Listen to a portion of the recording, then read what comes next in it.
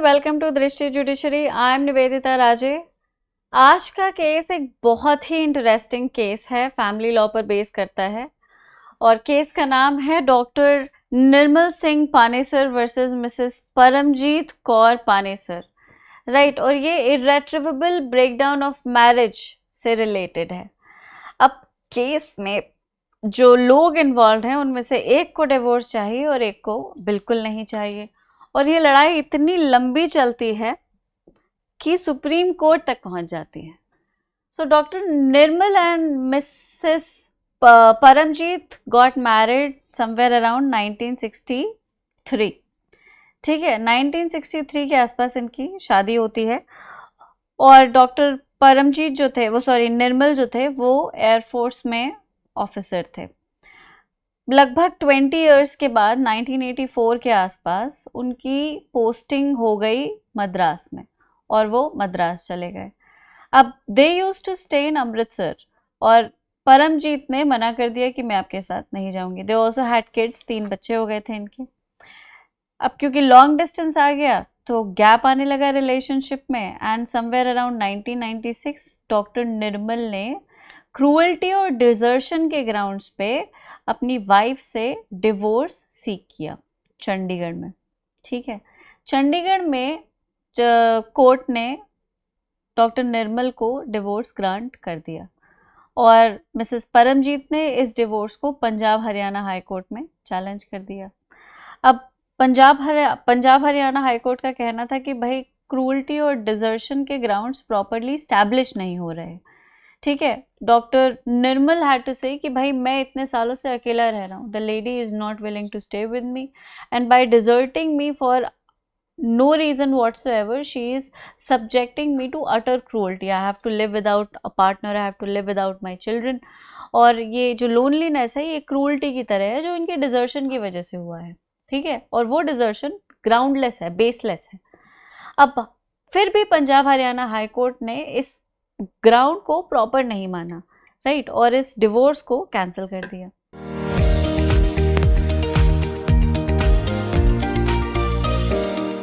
Doctor निर्मल परेशान होंगे obviously. उन्होंने सुप्रीम कोर्ट में अपील किया और जब तक ये अपील की हियरिंग आती है, जब तक फाइनली ये जजमेंट आता है, ठीक है, हियरिंग तो बीच में कई सारी होती है, हम जजमेंट की डेट याद रखते हैं। तो जब तक कि फाइनल जजमेंट तक कोर्ट पहुंचता है तब तक बहुत साल बीत चुके हैं, 2023 आ चुका है। डॉक्टर निर्मल 87 ईयर्स के हो चुके हैं और मिसेस परमजीत 82 ईयर्स के हो चुके हैं। मतलब 96 से 2023 तक डिवोर्स के ऊपर एक प्रॉपर एडजुडिकेशन नहीं आया है। एक को डिवोर्स चाहिए और दूसरे को डिवोर्स नहीं चाहिए। ठीक है, अब डॉक्टर निर्मल की जो लीगल टीम थी उन्होंने शिल्पा शैलेश के जजमेंट को प्रेसिडेंट मान के सुप्रीम कोर्ट में हाई कोर्ट के जजमेंट को चैलेंज किया था। शिल्पा शैलेश में इर्रेट्रिवेबल ब्रेकडाउन के बेसिस पे डिवोर्स मांगा गया। ये 2023 का ही जजमेंट था, लेकिन इर्रेट्रिवेबल ब्रेकडाउन ऑफ मैरिज में म्यूचुअल कंसेंट होता है। मतलब दोनों पार्टी का ये बिलीफ है कि शादी पूरी तरह से खत्म हो चुकी है और दोनों ही पार्टीज उस शादी में बंधे नहीं रहना चाहते और अपने आप को फ्री करना चाहते हैं। अगर दोनों पार्टीज इस कॉमन ग्राउंड पे अग्री करते हैं that the marriage has come to a complete stop and can not move from there on, तो शादी डिसॉल्व कर दी जाती है और उस शादी को इर्रेट्रिवेबली मतलब डैमेज्ड बियॉन्ड रिपेयर मान लिया जाता है।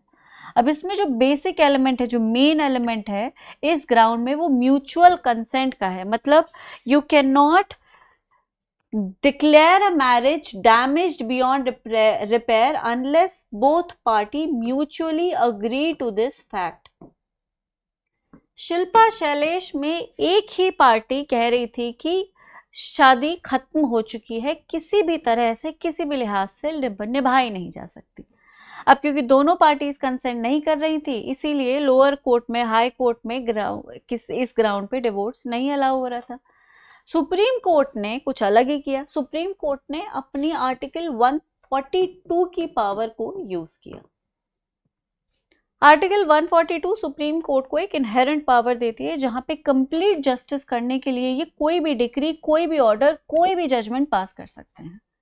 ठीक है, तो यहाँ पे अगर लॉ को चेंज करने की, ऑल्टर करने की भी ज़रूरत पड़े, किसी प्री रिक्विजिट को इग्नोर करने की भी ज़रूरत पड़े क्योंकि वो जस्टिस के लिए ज़रूरी है, तो सुप्रीम कोर्ट ये कर सकता है, राइट। और सुप्रीम कोर्ट ने शिल्पा शैलेश के केस में यही किया।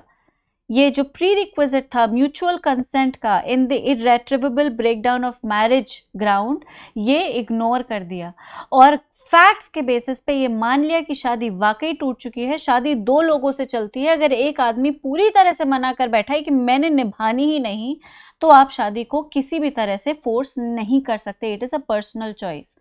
अगर एक ने भी तोड़ दी तो वो वाकई टूट गई। अकेला आदमी किसके साथ निभाएगा, ठीक है।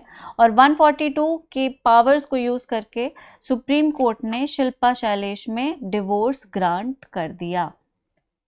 अब यही प्रेसिडेंट मान के डॉक्टर निर्मल ने अपने जो रिजेक्शन था पंजाब हरियाणा से, जो उनकी अपील डिसमिस हुई थी, उसको उन्होंने चैलेंज किया सुप्रीम कोर्ट में। सुप्रीम कोर्ट में जब डिफेंस आया तो मिसेस परमजीत का वही कहना था जो इतने सालों से कह रही थी कि भाई I do not come from an era where divorce can be taken lightly. I am an 82-year-old women and I can not bear the stigma of a divorcee. मैं एक डिवोर्सी का लेबल इस एज में लगा के नहीं घूम सकती।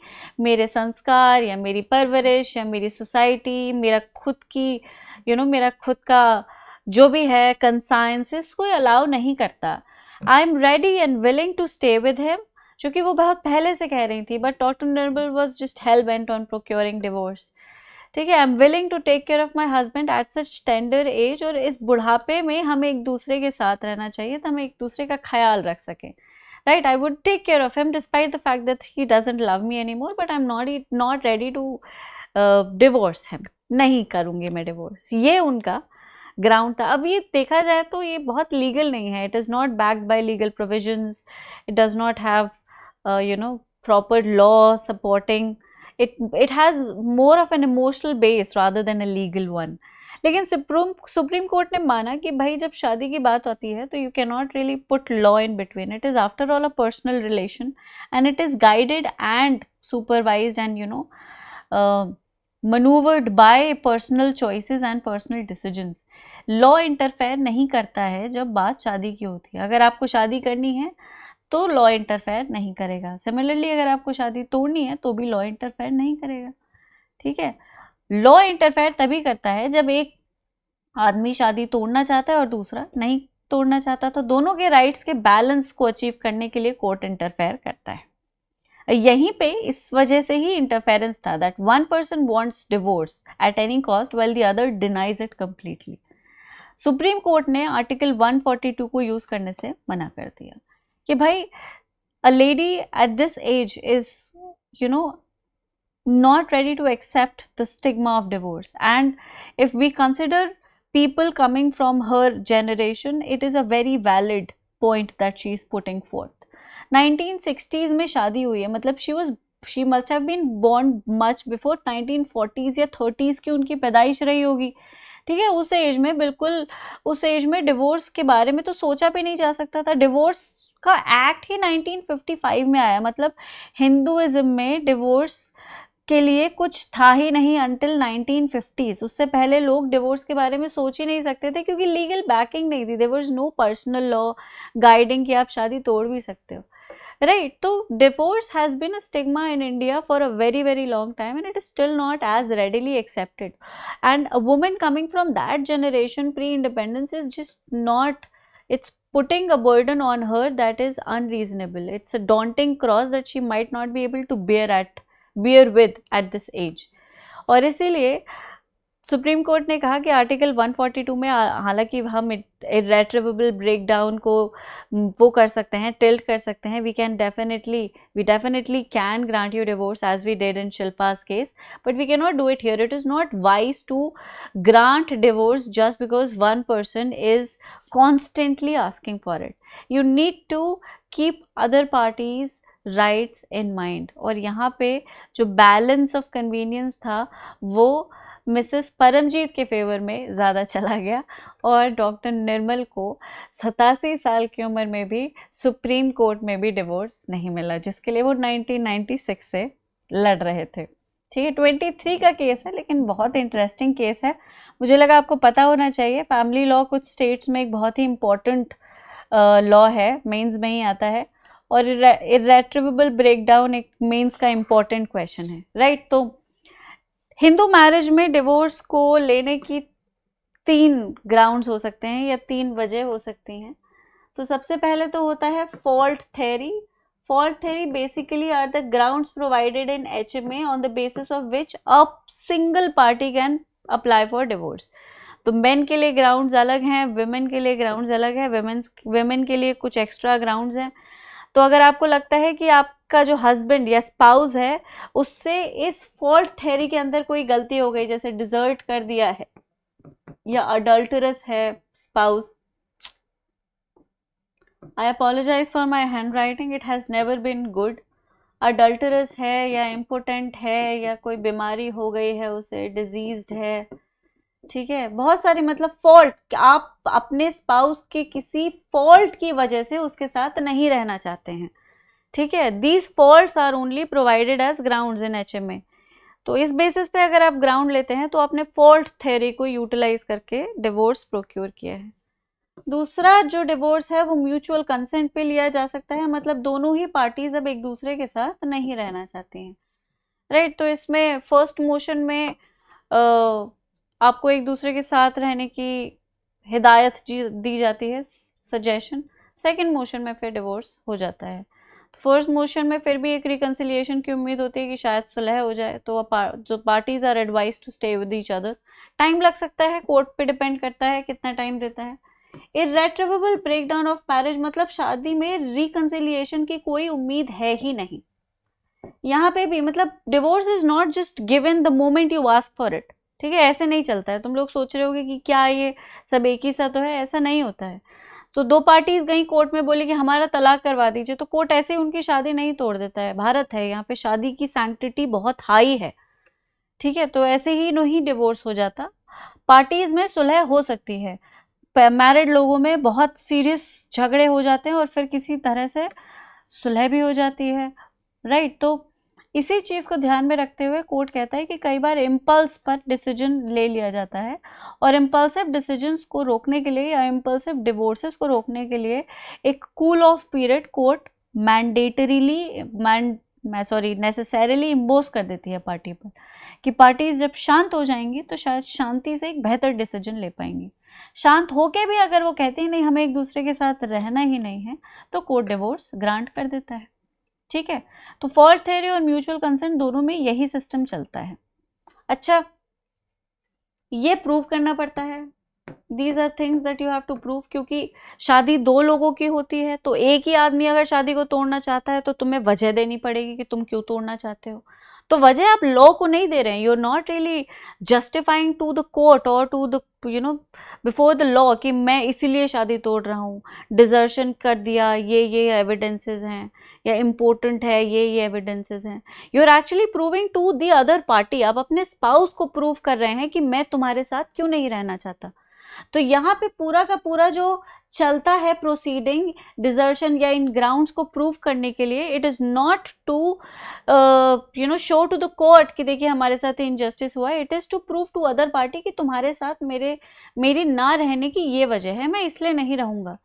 तो the entire proceedings are conducted for the benefit of other party, ताकि उसे समझ आ जाए कि मेरा स्पाउस मुझे छोड़ के क्यों जा रहा है, क्यों जा रही, ठीक है। म्यूचुअल कंसेंट में दोनों ही शादी तोड़ना चाहते हैं तो things become relatively easy. Again reconciliation के लिए कुछ टाइम दिया जाता है फर्स्ट मोशन के बाद, और उसके बाद भी अगर नहीं रहना चाहते तो डिवोर्स ग्रांट हो जाता है। इर्रेट्रिवेबल ब्रेकडाउन में रिकंसिलिएशन की कोई उम्मीद नहीं है, दोनों ही पार्टीज मान चुकी हैं कि हम एक दूसरे के साथ अब रह ही नहीं सकते, तो इमीडिएटली डिवोर्स ग्रांट कर दिया जाता है। कोई रिकंसिलिएशन नहीं, कोई कूल डाउन नहीं। आप कोर्ट में आते हैं, आप प्रूव करते हैं कि आप 1 साल से साथ नहीं रह रहे मिनिमम, और आप बिल्कुल शादी में रहना ही नहीं चाहते और अलग हो जाना बेहतर है। आप कोर्ट के सामने रीजंस रखेंगे कि हम अलग क्यों होना चाहते हैं। अलग अलग रहना अपने आप में एक बहुत बड़ा रीज़न है। कई बार मान लिया जाता है कि अगर हस्बैंड वाइफ में एक अनरीजनेबल पॉइंट का गैप आ गया है तो साथ रहना मुश्किल हो सकता है, ठीक है। तो शादी उसी टाइम पे रोक दी जाती है, तोड़ दी जाती है, डिसॉल्व कर दी जाती है जिस टाइम पे उसके डिसोल्यूशन की डिमांड रखी जाती है। that is irretrievable breakdown of marriage. ठीक है, so these are the 3 theories on the basis of which a Hindu can divorce another Hindu. Okay. अच्छा, तो the provisions that were used were these. Article 142 मैं समझा ही चुकी. Hindu marriage act की theories को डिस्कस किया था. For dissolution of marriage, fault, mutual consent and irretrievable breakdown theory. These are the observations.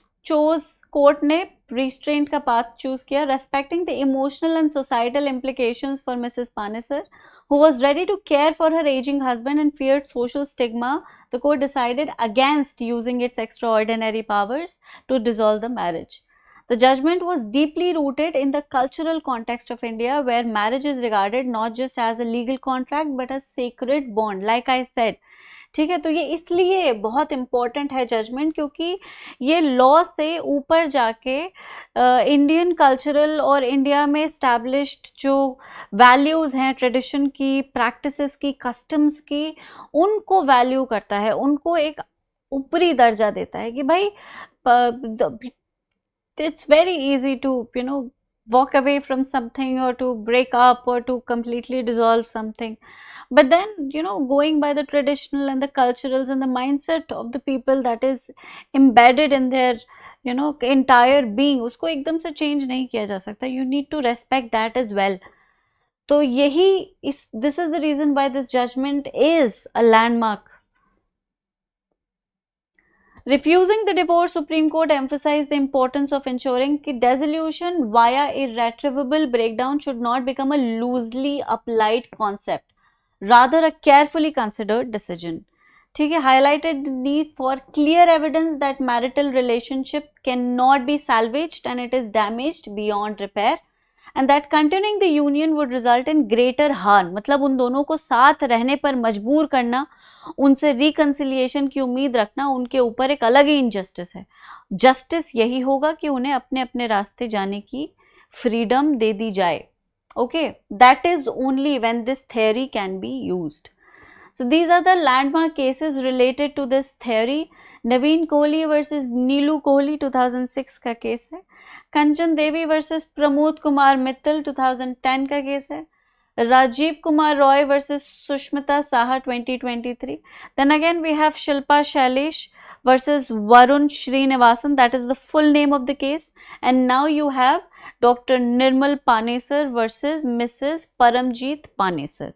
So these are the very very important cases that you can quote with their respected chronology, और आप अपने answer को बहुत ही बेहतरीन comprehensive answer बना सकते हैं. So that's it for today. I hope कि आपको सब कुछ समझ आ गया, केस का कॉन्टेक्स्ट, केस को किस तरह से यूज़ करना है एंड एवरीथिंग. इसी तरह के केसेस के साथ अगले एपिसोड में मिलेंगे. तब तक सब अपना ख्याल रखें. Thank you so much. Bye bye.